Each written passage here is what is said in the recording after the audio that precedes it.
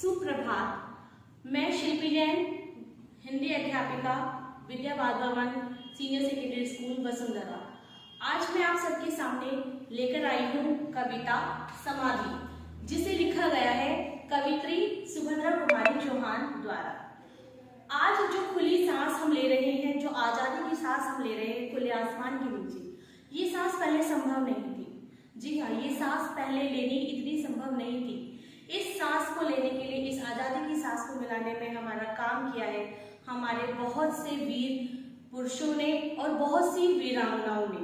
स्वतंत्रता संग्राम में हमारी बहुत सी वीरांगनाएं ऐसी थी जिन्होंने अपना बलिदान देकर, अपने जीवन का बलिदान देकर हमें ये आज़ादी की सांस दिलाई। और उन्हीं वीरांगनाओं में एक वीरांगना थी झांसी की रानी लक्ष्मीबाई, जिनके बारे में इस कविता में सुभद्रा कुमारी चौहान जी ने वर्णन किया है।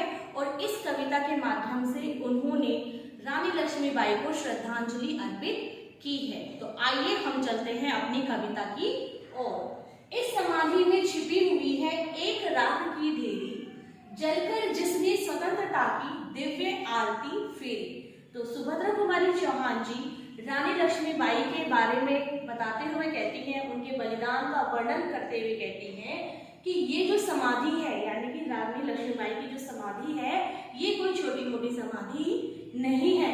इस समाधि में एक राख की ढेरी छिपी हुई है, एक राख का ढेर छुपा हुआ है। और वो राख का ढेर कौन सा है? जिसने जलकर स्वतंत्रता के लिए दिव्य आरती फेरी। दिव्य आरती यानी कि अलौकिक आरती, ठीक है। तो उन्होंने जब अपने भारत के आजादी के लिए अंग्रेजों से लड़ाई की, उनके साथ युद्ध किया, और युद्ध करने के बाद उन्होंने क्या दिव्य आरती फेरी, यानी कि उन्होंने सबको एक, कहते हैं ना कि एक रास्ता दिखाया कि हमें चुपचाप बैठकर उनका जुल्म नहीं सहन करना है, हमें अपनी आजादी के लिए शस्त्र उठाने होंगे, लड़ना होगा। और उन्होंने लड़कर सभी के मन में इस चिंगारी को जगाया। यह समाधि लघु समाधि है झांसी की रानी की, अंतिम लीला स्थली यही है लक्ष्मी मर्दानी की।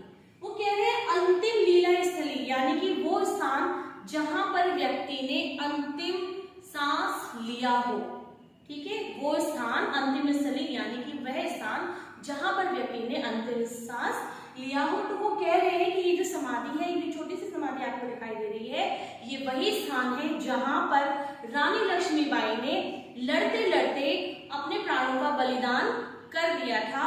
और यही वो स्थान है जहां पर वो चिता में विलीन हो गई थी। यही कहीं पर बिखर गई वह भग्न विजय माला सी, उसके फूल यही संचित है यह स्मृति शाला सी।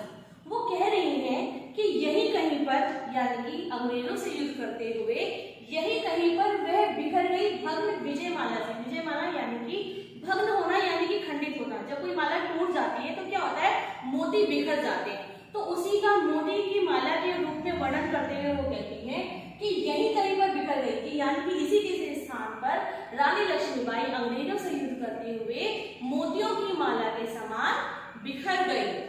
उसके फूल यही संचित है यह स्मृति शाला सी।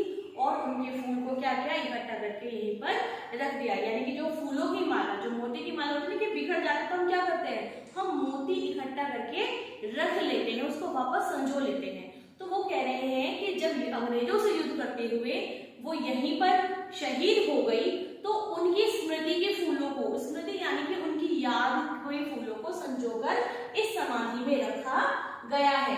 सहे वार पर वार अंत तक लड़ी वीर बाला सी, आहुति सी गिर पड़ी चिता पर चमक उठी ज्वाला सी। यानी कि सहे वार पर वार, उन्होंने एक के बाद एक वार पर वार सहन किए, लेकिन उन्होंने हार नहीं मानी।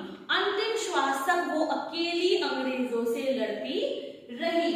आहुति सी गिर पड़ी चिता पर चमक उठी ज्वाला सी। आपने देखा होगा जब घर में कोई हवन किया जाता है, जब कोई पूजा की जाती है, तो उसमें क्या डाला जाता है, आहुति डाली जाती है।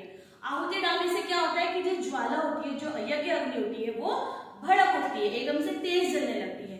तो ठीक वो कह रहे हैं कि जो रानी लक्ष्मीबाई थी वो आहुति के समान उस यज्ञ में कूद पड़ी, और वो जो यज्ञ था, है ना, स्वतंत्रता रूपी यज्ञ जो था, वो उन्होंने उसमें आहुति के समान गिरकर उस ज्वाला को अधिक भड़का दिया, यानी कि लोगों को जागरूक किया कि हमें चुप नहीं रहना है, हमें अपनी आजादी के लिए हथियार उठाने होंगे, भले ही उसके लिए हमें शहीद होना पड़े।